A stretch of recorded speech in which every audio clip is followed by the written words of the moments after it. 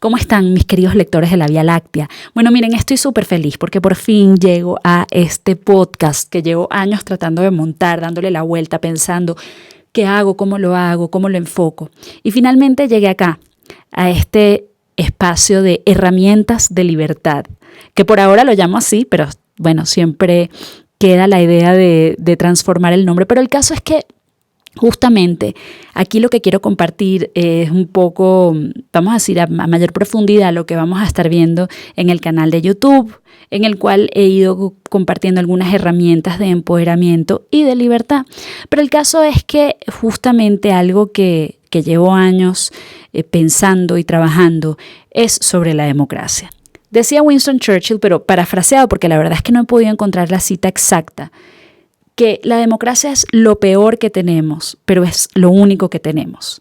Si no me conocen ya por otras redes, tal vez por mi acento ya se dieron cuenta de que soy venezolana y que nosotros los venezolanos tenemos a cuestas este proceso tan duro que fue el deterioro y la debacle de la democracia, de la libertad y que acabó con nuestro país. Yo me pregunto todos los días, ¿cómo llegamos a esto? Es una pregunta que me atormenta en el mal sentido, me atormenta en el buen sentido, me atormenta porque no quisiera que ningún otro país pase por eso nunca más, me atormenta porque veo que los índices de democracia a nivel mundial van en retroceso desde el 2013 y es realmente preocupante y sí creo que los ciudadanos tenemos muchísimo que hacer y que decir para evitar que esas cosas vuelvan a ocurrir. Me atormenta porque estudio el siglo XX y siento que las lecciones del siglo XX no las hemos aprovechado al máximo. Y me gustaría que este espacio sea esto, un espacio de historia, un espacio de reflexión, un espacio para aprender herramientas de libertad. Porque a ser libre se aprende, la libertad se ejerce. Y eso es lo que yo quiero compartir con ustedes aquí. Les prometo que no va a ser tan largo, tan aburrido, al contrario, quiero tratar de buscar herramientas y ejemplos más bien divertidos, dinámicos, para que esto sea un rato agradable y ameno entre nosotros. Y quiero que quede claro una cosa, esto no es el podcast donde Clara comparte todo lo que ella sabe porque no, sé que a veces puedo sonar así, pido disculpas, de verdad, pido disculpas. Al contrario, yo aquí comparto lo que aprendo y aprendo muchísimo de ustedes. De hecho, que si el 99% de los libros y de las fuentes que yo uso para todo este trabajo ha llegado a través de las recomendaciones de mis amigos que sí son eruditos, de Twitter, de los tuiteros que son filósofos, historiadores, que me sueltan un libro, una recomendación. De verdad yo voy, lo busco, lo investigo. No siempre puedo tan rápido como me gustaría, pero tomo muy en serio todas las recomendaciones que me dan. Me encantan, eso nutre mi vida y de esto se trata este espacio, que hagamos aquí como una especie de comunidad, de círculo de amigos imaginarios, una cosa así. Y bueno, antes de comenzar con el tema de hoy, tengo que prevenirlos, es que se oyen algunos ruidos raros en el fondo, como todavía mi estudio es algo precario, casero, improvisado, por así decirlo, muy dinámico y orgánico. Homero el perro maravilla, que es un Golden Retriever, que es mi gran compañero, insiste en estar presente durante la grabación porque si no lo van a oír haciendo ruido del otro lado de la puerta, así que bueno, a veces él necesita cariño y viene y choca conmigo, así que si estoy en mitad de una idea no lo voy a parar, no se asusten, es Homero, voy a postear fotos de él porque es un gran compañero. Ay, me salió un verso, bueno, nada, vamos a seguir. Durante los próximos capítulos de estas herramientas de libertad vamos a arrancar a hacer una especie de biografía de la democracia, porque como les decía, Churchill tiene esa frase que me encanta, que es la democracia es lo peor que tenemos, pero es lo único que tenemos. Entonces, la verdad es que definir democracia no es tan fácil, pero oímos esa palabra todo el día. Bueno, es parte de nuestras vidas hasta lo más íntimo, que creo que nos daría terror pensar en cuánto se mete el Estado en nuestras vidas y esa puede ser una reflexión a futuro, pero el caso es que hablamos muchísimo de democracia. Los venezolanos hablamos de recuperar la democracia, el resto de América Latina habla de que hay que recuperar la democracia en Venezuela y ni hablar en otros países. Entonces, ¿pero cómo hablar de algo que no necesariamente podemos definir así de una manera fácil, rápida, automática, intuitiva? Y lo mismo pasa con el concepto de libertad. Creo que todos tenemos una noción de lo que es ser libre en sentido abstracto, pero explicar eso en pocas palabras es muy difícil. Y es tan difícil que cuando yo empecé con esto, dije, voy a hacer un mini glosario y lo voy a compartir. Voy a empezar por la palabra libertad. Y aquí estoy 3 meses más tarde, después de haberme leído un montón de bibliografía, y digo, no, es que no lo puedo definir así tan fácil, porque no se trata de montar un diccionario sencillo, sino de realmente de comprender un concepto. Y entonces les cuento que mientras más avanzada una sociedad, más profunda es su capacidad de abstracción, es decir, de comprender esos conceptos abstractos como libertad. Y entonces, para eso va a estar esta herramienta, ¿no? Para tratar de acercarnos a esos conceptos abstractos sin que los definamos de primera mano de una manera tan fácil. No sé si me explico. El caso es que no podemos defender algo que no sabemos qué es. El caso es que es muy difícil decir, sí, yo soy ciudadano. O en Venezuela nos ha pasado mucho este debate de yo soy demócrata. Sí, ¿y qué es ser un demócrata? Tú puedes realmente definir la democracia, más allá de sistema de libertades, respeto a los derechos humanos, separación de poderes, nos ponemos un poquito más técnicos, pesos y contrapesos. ¿Realmente qué es ser un demócrata? Votar. Bueno, a veces sí, pero no necesariamente. Entonces vamos a empezar por el principio. Y para empezar por el principio, nos vamos a ir muy atrás en el tiempo. Vamos a ir hasta la antigua Grecia, porque nosotros somos herederos del pensamiento griego. El pensamiento occidental viene de la antigua Grecia. Ahora, es importante tomar en cuenta algo, y lo voy a aclarar desde el principio, y es que cuando nosotros revisamos la antigüedad, y aunque algunas cosas resuenen hoy en día y nos suenen que tienen mucha lógica y mucha vigencia, no estamos hablando en ningún momento de aplicar el pensamiento antiguo hoy en día. Eso sería sumamente peligroso porque estamos hablando de una cosmovisión, de una manera de ver la vida muy distinta a la nuestra. Pero sí me parece importante y es sumamente válido revisar de dónde viene y cómo era en ese entonces la relación entre los ciudadanos y el Estado. Porque para poder entender algo hoy tenemos que entender su procedencia. Además, la historia de Grecia es maravillosa. O sea, cómo no sentir curiosidad de cómo era la vida en aquel momento que nos dio al poeta Homero, no el perro Homero, al poeta Homero, que hizo esas obras tan increíbles como lo son la Ilíada y la Odisea, que pasan los siglos y todavía tienen vigencia, que tú se las cuentas a un niño, tú le cuentas a un niño, por ejemplo, la historia de los cíclopes, mis hijos se enloquecen. O sea, ¿cómo no te vas a volver loco escuchando la historia de unos gigantes que tienen un solo ojo y que llega este hombre que se llama Odiseo y solo los enfrenta, les hace un truco y los vence? Eso no tiene edad. Eso nos sigue maravillando. Y estudiar ese universo, pues creo que es no solo válido, es sumamente importante. Y eso me parece más maravilloso del ser humano.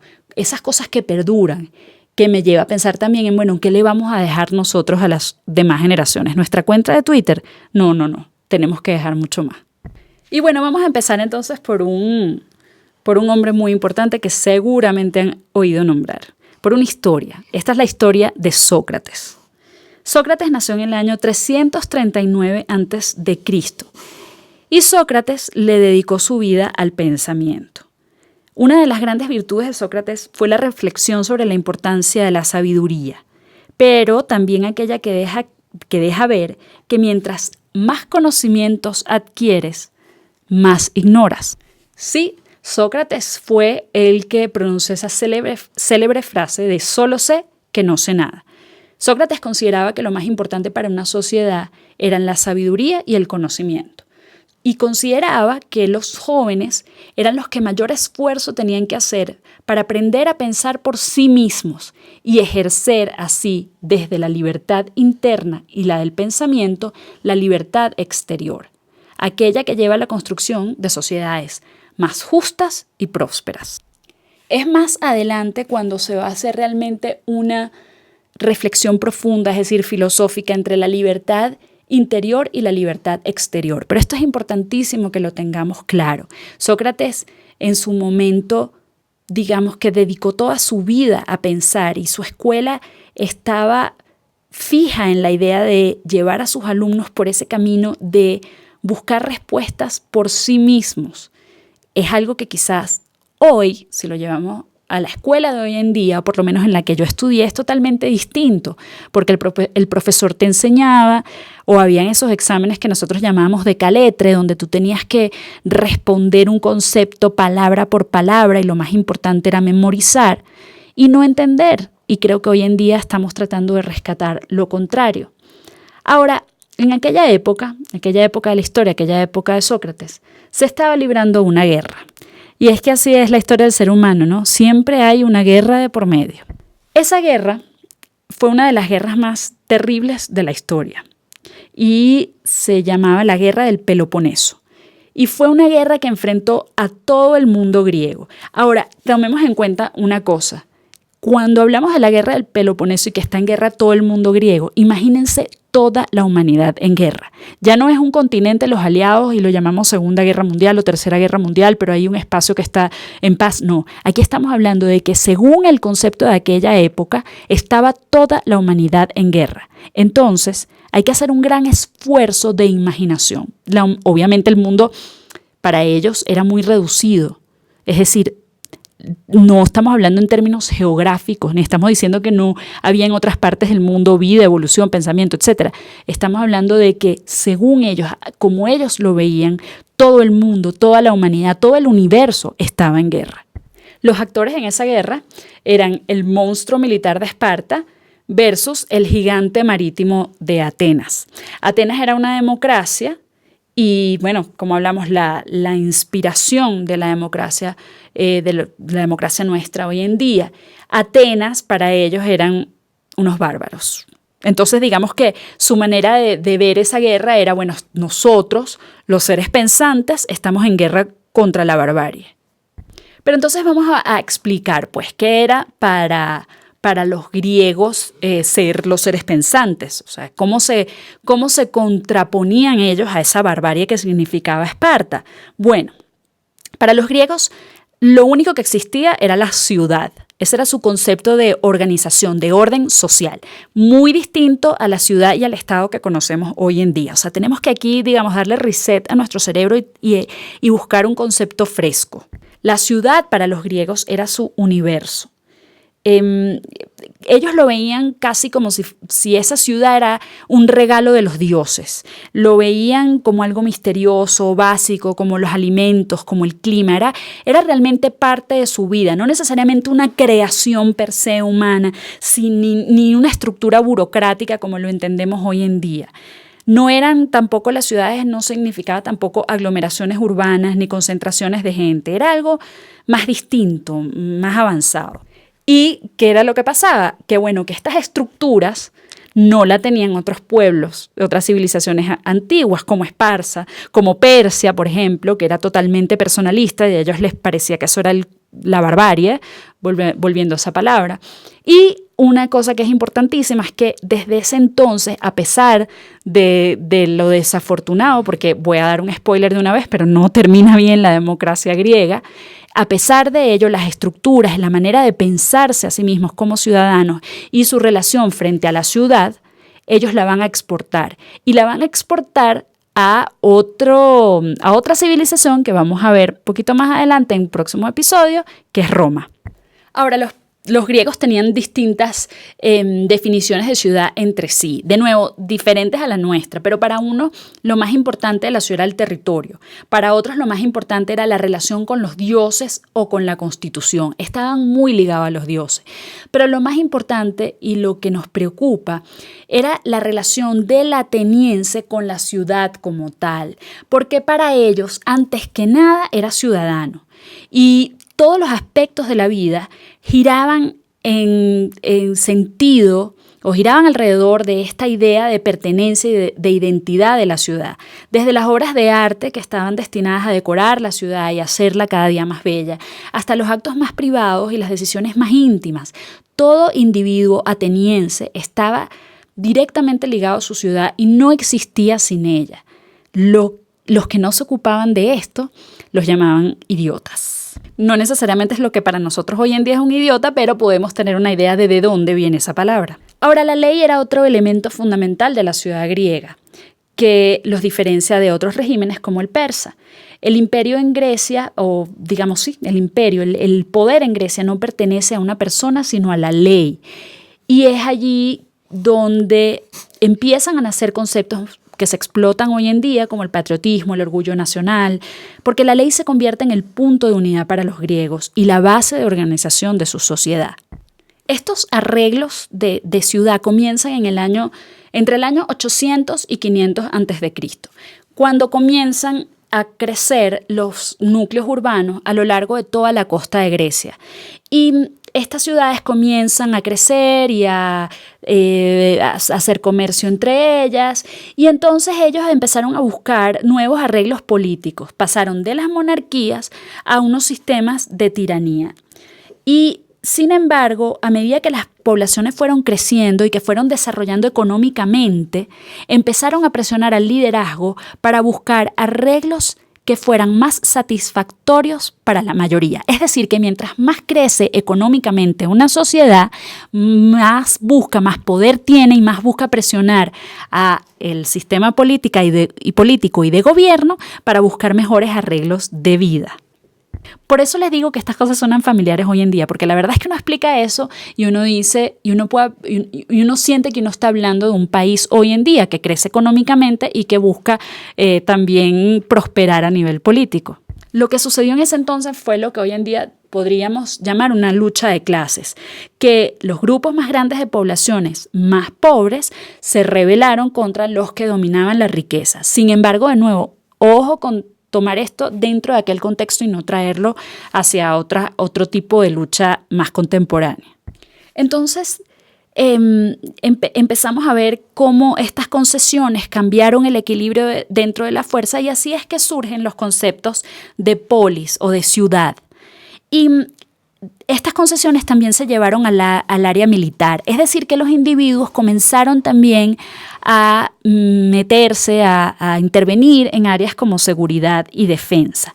Ahora, es importante que tomemos en cuenta algo, y es que estas economías dependían fuertemente en sistemas de esclavitud. Por eso les digo que son muy distintas a lo que hoy tenemos como sistema político, económico, en fin. Pero a raíz de todos estos cambios empiezan a aparecer los primeros modelos de constitución.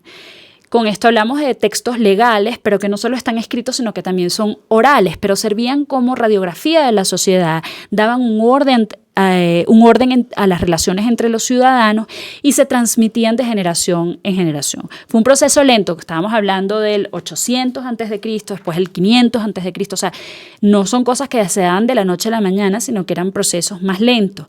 Pero a lo largo de los años, el que mejor ejemplificó todo este proceso fue la ciudad de Atenas, que nos dejó en herencia, vamos a decir, 3 puntos importantísimos: la igualdad entre ciudadanos, la libertad y el respeto a la ley y a la justicia.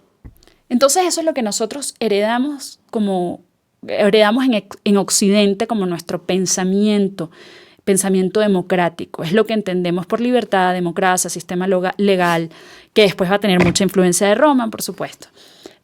Pero un ejemplo de lo diferente que fue aquel sistema es que la ciudadanía de Grecia estaba limitada a los hombres, por ejemplo.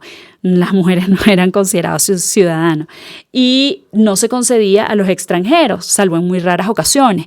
Sin embargo, fíjense lo importante que resulta esta reflexión, porque, por ejemplo, en México las mujeres adquirieron la ciudadanía en 1953. Entonces hay cosas que por un lado parecen arcaicas y ciertamente lo son, pero también se presta para pensar cómo nosotros definimos, desarrollamos el concepto de ciudadanía. Esto nos lleva a la oración fúnebre de Pericles. Pericles fue un militar y estadista que lideró Atenas durante el comienzo de la Guerra del Peloponeso, y su visión y su estrategia le permitieron vencer la amenaza de Esparta, porque la Guerra del Peloponeso pues estaban en guerra Grecia y Esparta. Esparta tenía un ejército enorme, pero el dominio de los mares era de Atenas, como lo dijimos hace un momento. Entonces, ¿Cómo hicieron ellos para tratar de vencer a este gran poder militar que venía arrasando con todo? Bueno, esa oración fúnebre de Pericles es el documento más fiel que tenemos de cómo era la democracia en Esparta, porque, aquí viene el truco de todo. Como eso fue hace tantos años, realmente no tenemos demasiada documentación de cómo era aquello. Y entonces es curioso cómo somos herederos de algo sobre lo cual no tenemos tampoco demasiada documentación y sobre lo cual hay montones de incógnitas y muchísimo debate. Y no me extraña que alguien me escriba para decirme que les estoy contando algo que no era así, porque, bueno, yo desde que estudié Historia del Arte les puedo decir que básicamente sobre la antigüedad, que es fascinante, siempre hay muchísimo debate y es muy difícil tomar algo como una certeza absoluta. Entonces lo que hacemos aquí es unir varias fuentes y en base a eso sacar una conclusión. Pero la historia en general, es decir, la narrativa fundamental, eso es lo que nos interesa. Y entonces, volviendo al tema de que, bueno, ¿cuál es el documento que nos queda? Nos queda gracias a un señor que se llama Tucídides, que fue un general que luchó en la guerra y que en el año 423 fue condenado al exilio. Entonces Tucídides se fue y dijo, bueno, como estoy exiliado, yo me voy a dedicar a escribir y a contar y a dejar registro de esta historia. Y fue interesante porque lo hizo tratando de no tomar partido y de entender a ambas partes, aunque claro, era ateniense y de ahí viene, o sea, tiene ese sesgo, pero fue interesante porque trató de entrar nos dio el tema de Atenas con mayor detalle porque lo conocía muy a fondo. Y de esos detalles que nos dio fue justamente la oración fúnebre de Pericles. Y la oración fúnebre de Pericles la pronunció Pericles, que era el líder de Atenas, después del primer año de guerra. Y es que Atenas, a pesar de que era militarmente inferior a Esparta, inteligentemente había logrado neutralizar ese peligro, aislando a sus ciudadanos y resguardándolos detrás de una especie de isla que se conocen como los largos muros alrededor de Atenas. Entonces la flota ateniense, que era su fuerte, porque era el poderío militar, poderío naval era de ellos, logró proveerlos de alimento, de mantener al enemigo a raya. Y cuando venía el invierno y entonces los espartanos se regresaban a su casa para resguardarse del frío, los atenienses volvían a su ciudad. Y bueno, el problema fue que a pesar de esa gran estrategia que surtió efecto, murieron muchos atenienses y Pericles decidió rendirles un homenaje por haber dado la vida por su ciudad.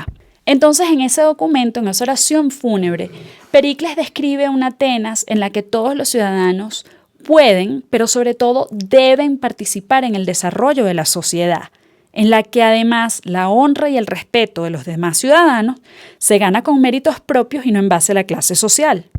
Una sociedad en que la pobreza no es un obstáculo, en que la vida privada y de los negocios no impide conocer de política, en la que existe respeto entre los ciudadanos.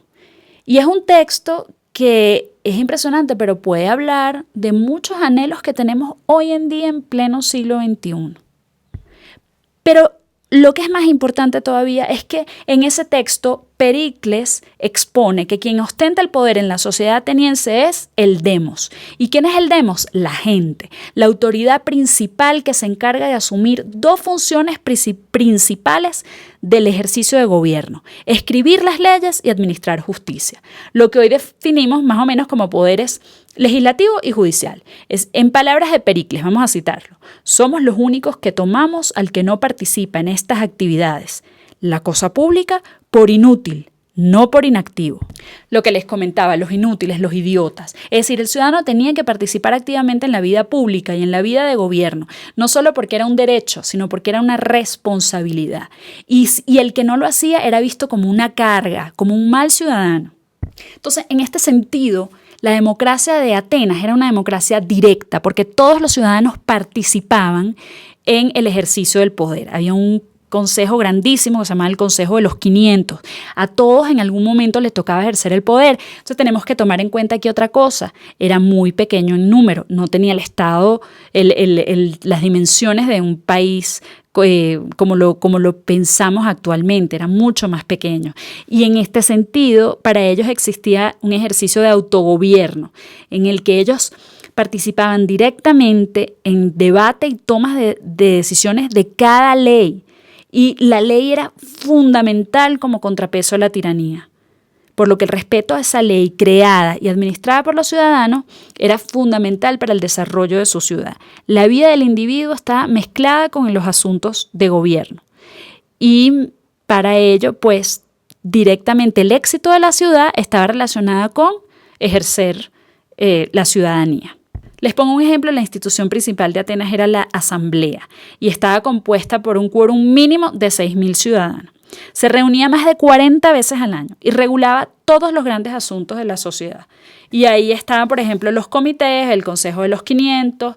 El Consejo de los 500 tenías que ser mayor de 30 años y era el que gobernaba la asamblea. Ellas a su vez supervisaban el poder militar, los tribunales. Había un presidente del comité y ¿saben cuánto duraba el ejercicio del presidente del comité? Un día.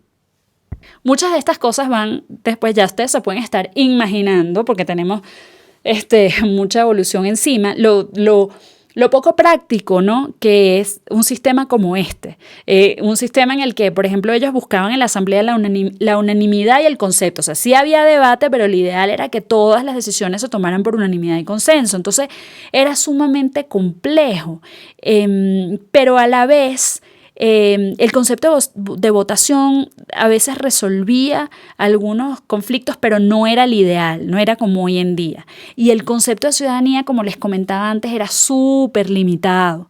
Entonces había una apariencia de igualdad, pero no había realmente igualdad. O sea, si tú no habías nacido en Atenas, tú no podías ser ciudadano. Por ejemplo, los extranjeros no eran ciudadanos ni tenían chance de serlo. Entonces, desde un comienzo, la democracia ateniense encontró críticas y objeciones. Vamos a hablar de dos filósofos que van a reconocer inmediatamente, Platón y Aristóteles. Y ellos veían muchísimos inconvenientes. Por ejemplo, Platón era sumamente joven cuando estalló la guerra del Peloponeso. Él además era descendiente de una familia que siempre estuvo metida en política y entonces tenía otra visión. Pero para ellos este sistema tenía enormes problemas y no era eficaz ni duradero y lo consideraban una mala forma de gobierno. Y gran parte del problema vino después de la muerte de Pericles. O sea, gran parte del problema que ilustró que sus críticas eran fundadas y que quizás siguen siendo fundadas hoy en día. Pero el caso es que Pericles tenía muchos enemigos y trataron de quitarle el cargo, pero era un líder militar indispensable, porque esa solución de los muros de Atenas era de él. Entonces, en el año 430, cuando los atenienses otra vez se fueron a esconder tras los grandes muros para evadir a los espartanos, ocurrió una tragedia imprevisible. Y ya está más allá del alcance de la voluntad y las decisiones humanas. Y es que una terrible plaga los azotó y murió el 20% de los ciudadanos y uno de los que se murió fue Pericles. Entonces lo que vino fue un desastre, porque se podrán imaginar, entonces los que estaban en contra de Pericles empezaron a luchar entre ellos, escogieron un nuevo líder, pero al fin y al cabo pues tomaron decisiones muy desafortunadas y las estrategias de Esparta dieron con el fin de la flota naval de Atenas. Bueno, y entre otras cosas, los espartanos llegaron a un momento que se dieron cuenta que podían luchar durante el invierno y decidieron arriesgarse, y eso hizo que la estrategia de esconderse tras los grandes muros, por ejemplo, ya no funcionara. Y con la derrota de Atenas en la guerra del Peloponeso, comenzó el fin de su edad de oro. Y una de las muestras más importantes del fin de esa edad de oro fue el juicio de Sócrates. Y para regresar al principio entonces con Sócrates, pues Sócrates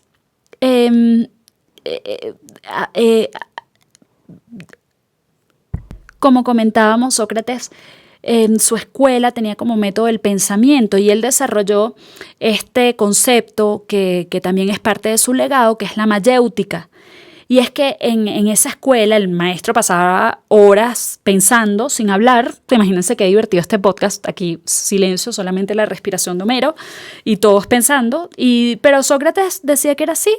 Y él animaba a sus pupilos a hacer lo mismo, simplemente a pensar, a pensar. Recordemos otra cosa. Sócrates no leía ni escribía. Era pensamiento puro. Eso vino con sus discípulos, con Platón, y por eso el pensamiento de Sócrates nos llega a través de su discípulo Platón. Pero el caso es que entonces Sócrates pasaba horas pensando, pero él consideraba que había que educar a los jóvenes en el arte, la cultura y el pensamiento, y que los padres, pero también la ciudad, tenía que enfocarse y dedicarse a promocionar el pensamiento en los jóvenes, porque esto era el futuro, esto era la única manera de asegurarse el desarrollo de la ciudad. Pero lo más importante era que a través de la mayéutica, el alumno, haciéndose preguntas, llegaba a sus propias respuestas. Y esa era la verdadera educación. Pero entonces Atenas, la nueva Atenas, ya perdida después de la guerra del Peloponeso, no le gustó mucho esa idea. No le gustaba la idea de ciudadanos que pensaran tanto. Era cada vez más celosa de todas estas ideas y lejos de aliarse con Sócrates y estar de acuerdo con ellos, más bien se volvieron su enemigo. Y entonces Sócrates fue acusado de pervertir a los jóvenes y de no cumplir el mandato de los dioses. Acuérdense que el concepto de ciudad, de ciudadano, o sea, la ciudad era casi que un regalo de los dioses. Entonces, no cumplir con el mandato de los dioses era una de las peores afrentas que se podía cometer y Sócrates fue condenado a muerte. Cuando Sócrates fue condenado a muerte, algunos de sus discípulos, que estaban, por supuesto, horrorizados, le prepararon todo para que se escapara y le dieron esa oportunidad. Sócrates, por favor, escápate. Y estaban dispuestos a todos para ayudarlo. Y Sócrates se puso a pensar que era lo que él hacía, de a lo que se dedicaba, y les comunica que mira que no, que él lo pensó y que él no lo va a hacer. Porque su conclusión era la siguiente: si las leyes democráticas y los tribunales democráticos habían fallado en su contra, él, como ciudadano, tenía que respetar ese fallo. Eso era lo correcto, seguir la ley al pie de la letra. Ese era su deber como ciudadano. Y su posición estoica, taxativa, dura, considerando el efecto, o sea, el que iba a tener esa acusación en su contra y la consecuencia, pues creó mucho malestar entre sus discípulos. Y Sócrates se tomó la cicuta y se murió. Y muchos de sus discípulos no lo perdonaron. Ahora, para nosotros aquí queda un enorme espacio de reflexión sobre qué es lo correcto y cuándo debemos obedecer la ley y cuándo no. Platón, que fue uno de esos discípulos, entonces recogió las enseñanzas de Sócrates, pero entonces también añadió sus propias reflexiones. Y el problema fundamental para Platón era que la democracia terminaba radicando o dependiendo de líderes que no podían articular nada sin el favor popular. Y lo que veía Platón era que la consecuencia inevitable era que el líder siempre iba a buscar mantener su popularidad porque así mantenía el poder. Y entonces el poder, digamos, o la sed de poder, las ganas de mantener el poder, siempre se iban a interponer al deber ser. Y entonces lo que decía él era que la estrategia política estaba siempre basada en ese poder que tenía la gente y el político iba a estar siempre buscando qué podía vender y las cosas complicadas, difíciles, desagradables, las verdades, se iban a evitar o se iban a negar del todo. Y lo que veía Platón era que entonces el Estado, que en ese momento no era un Estado como lo concebimos hoy, pero la ciudad, la administración, iba a verse sumamente inestable, porque al final favorecer la popularidad a la ética o a la razón tiende a ser una estrategia que usan no necesariamente los individuos más aptos, sino los que están dispuestos a renunciar a la ética en ese sentido. Y un autor que yo utilicé para armar todo este podcast, que se llama David Held, tiene una frase muy interesante respecto a eso y dice que al final la conclusión de Platón es que la democracia margina al sabio. Entonces, todos estos temas al día de hoy, cuando ya se acaba la segunda década del siglo XXI y las democracias actuales vienen retrocediendo desde el año 2013, toda la actuación de Sócrates nos permite preguntarnos, bueno, ¿dónde empieza y dónde termina nuestro deber ciudadano? ¿Cuándo debemos obedecer la ley? ¿Debemos aceptar la ley si no es democrática?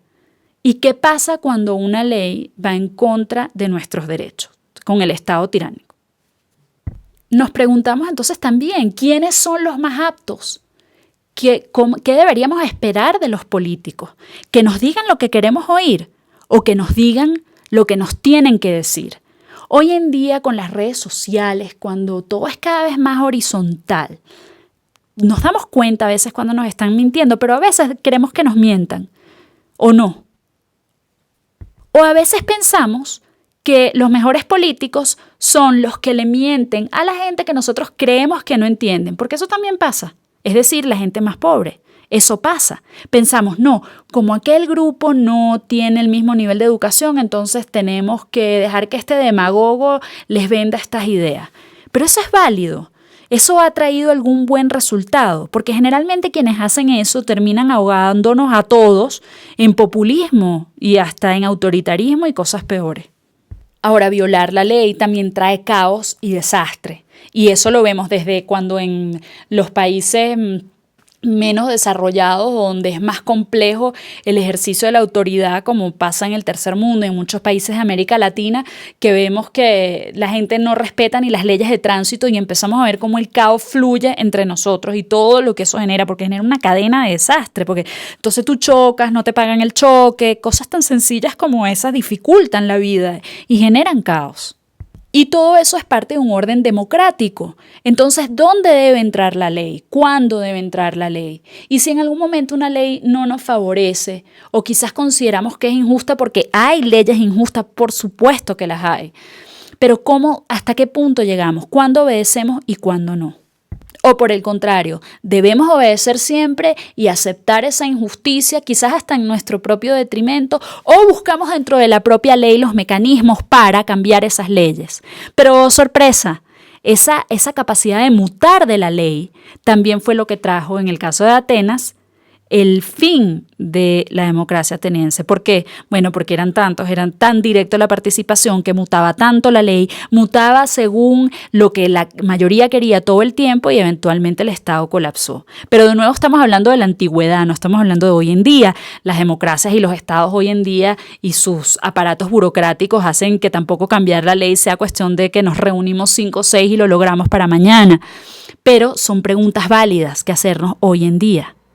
Porque también es cierto que hemos visto cambiar las constituciones.